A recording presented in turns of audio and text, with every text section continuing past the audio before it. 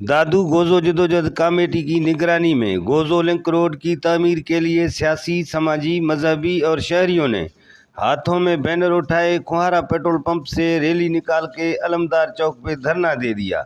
धरने में शरीक हाफिज हाजन लगारी, कारी असदुल्लाह लगारी, तामीर गोजाई, इरफान लांघा और दीगरों ने मीडिया से बात करते हुए कहा कि 2022 के सैलाब में टूटे फूटे हुए रोड को 1 साल गुजर गया मगर ताहाल न बन सका। गोजो लिंक रोड के इंशा का वाहिद कारोबारी रास्ता है और हजारों मुसाफिरों का आना जाना होता है, जिसकी वजह से हादसात रोज के मामूल बन चुके हैं। इनका मजीद कहना था कि टूटे फूटे रोड की वजह से कैन शाह का कारोबार मुतासर होता जा रहा है। शहरी दुगने परेशानी में मुब्तला हो गए। इन्होंने हुकूमत पाकिस्तान से मुतालबा किया है कि टूटे फूटे गोजो लिंक रोड का तामीराती काम जल्द शुरू किया जाए ताकि आसपास के देहातियों और शहरियों की बेचैनी ख़त्म हो जाए।